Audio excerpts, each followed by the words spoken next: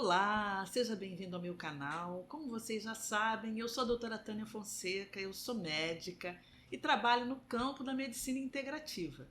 Aquela medicina que tem como base o acolhimento ao paciente, o respeito à sua singularidade, o estímulo ao desenvolvimento de hábitos de vida saudável e sim, a gente investiga o paciente se necessário, usa a medicação adequada, trabalha em rede, ou seja, com apoio de especialistas quando necessário.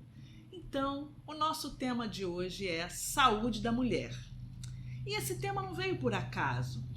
Nós estamos aqui desde a década de 90. Há uma ênfase grande à prevenção, por exemplo, do câncer de mama.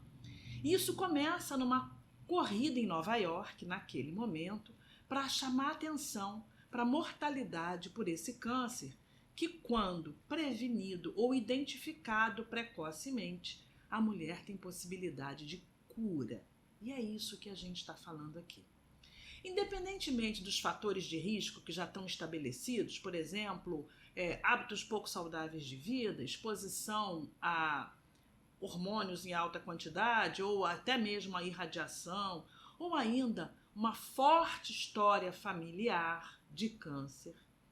O que eu quero chamar a atenção de vocês, que mais importante do que isso, é o autocuidado, é o afeto, é o acolhimento de si mesmo, é o respeito aos sinais e sintomas do seu próprio corpo que possam estar identificando que você não está bem, que você está com mal-estar, que você está com um sintoma, um outro qualquer, para além do nódulo na mama ou do nódulo na axila. Porque no momento em que aquele nódulo aparece, o seu adoecimento começou muito antes. E é disso que eu quero falar aqui. A doença, para aparecer no corpo físico, o desequilíbrio energético foi muito anterior. Acontece primeiro um desequilíbrio energético naquela trama base onde as células se desenvolvem.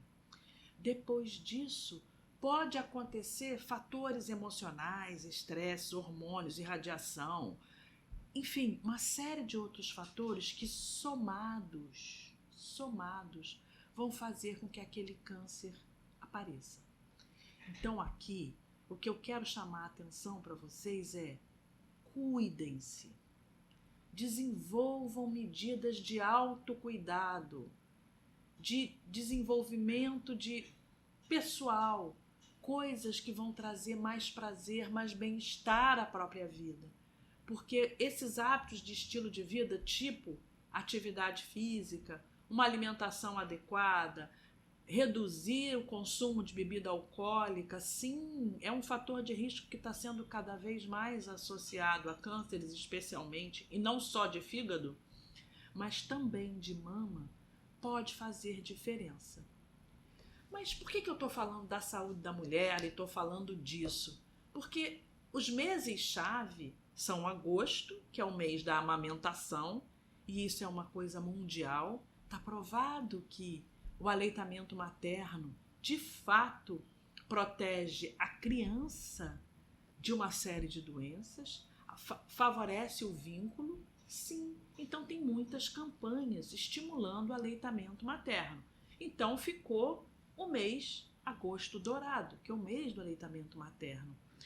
Mas vocês sabiam que tem mulheres que não conseguem amamentar?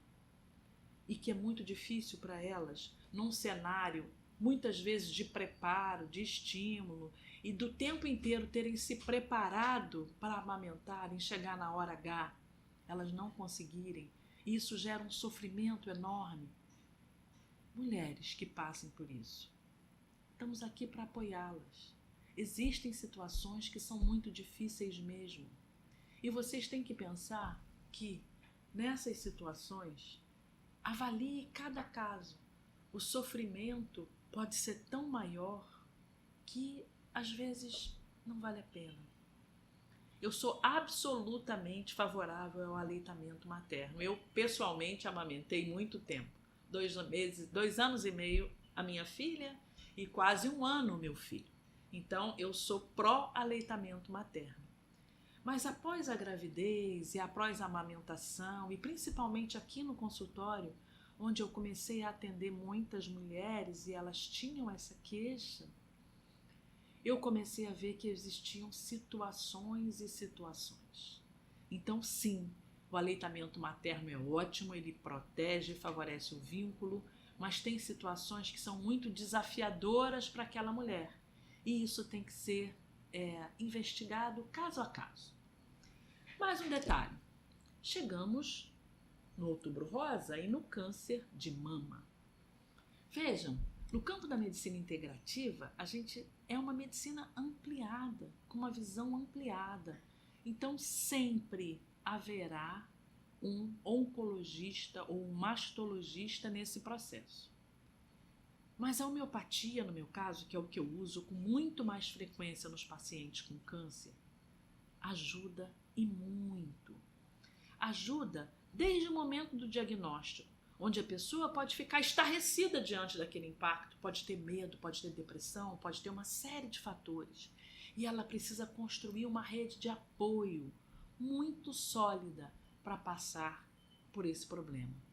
Às vezes, ela não tem essa rede de apoio familiar ou de amigos, mas ela constrói uma rede de apoio no próprio serviço de atendimento ao câncer. E a gente pode ajudar com a homeopatia em todas as etapas, do diagnóstico, à quimioterapia, à radioterapia e ao processo de cuidados paliativos quando chega nessa fase. É sempre possível apoiar você. Mas eu quero falar de uma outra coisa, desse feminino, desse yin, dessa energia que faz parte de todos nós, homens e mulheres. Sim, e nesse momento eu estou falando para homens e mulheres. Vocês sabem que o tal, que é aquela imagem que a gente vê, que é aquele círculo com um lado, uma elipse branca e uma elipse preta, e na elipse branca tem uma bola preta e na elipse preta tem uma bola branca. O que significa? Que o universo é composto por duas forças complementares e opostas, o yin e o yang. O yin é essa essência do feminino, da lua, da flexibilidade, da adaptação, da capacidade de fluir, de se movimentar, de ser flexível, das emoções, de perceber essas emoções, de acolher, de nutrir. Essas todas são capacidades do yin. E é por isso, homens, que vocês têm que ter um lado yin. Pepeu Gomes já dizia, ser um homem feminino não fere o meu lado masculino. O que ele queria dizer com aquilo é ser capaz de ter empatia, compaixão, flexibilidade, visão do todo, adaptação, são qualidades que todos nós precisamos desenvolver. Se um homem, eu estou falando um homem no cotidiano, ou mesmo uma mulher, tiver uma capacidade yang muito marcada, por exemplo, uma atitude muito forte, dinâmica, autoritária, ela deixa de perceber contextos, deixa de perceber o sentimento do outro, deixa de perceber como fluir e fica rígido, estático, pouco flexível. Então, quando eu estou falando da saúde da mulher, eu não estou chamando atenção apenas para as doenças. Eu estou falando de afeto, de acolhimento, de percepção, de adaptabilidade, de flexibilidade, de emoção. Mas eu não estou falando daquela emoção desmedida. Vocês sabem que a histeria vem de útero, né? A origem da palavra. Por quê? Porque era descrita inicialmente só em mulheres que tinham aqueles exageros emocionais, choravam e se acabavam e etc.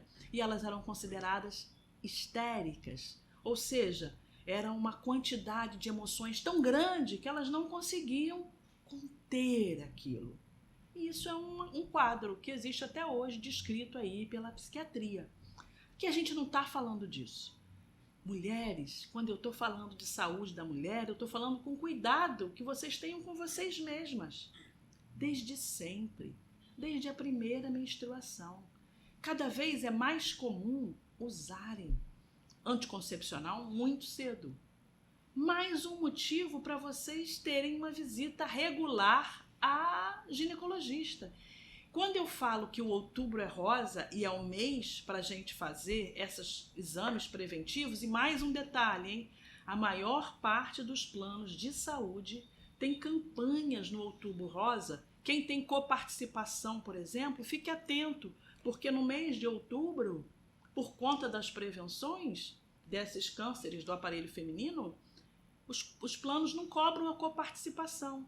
E muitos de vocês não sabem disso. Então, mulheres, prestem atenção. Meninas moças, adolescentes, mulheres, maduras ou não, escolham a época do check-up ginecológico. E a época é ou o seu aniversário, que você faz todo ano, e, portanto, você não vai se esquecer, ou o Outubro Rosa, que tem várias chamadas para lembrar a você, caso ainda não tenha feito, da oportunidade de rever, cuidar-se e ver como você está. Então isso é fundamental. Se esse é um conteúdo que te interessa, não esqueça, ative o sininho, comente, mande sugestões sobre o que você quer e até o nosso próximo encontro. Curta esse vídeo. Até lá!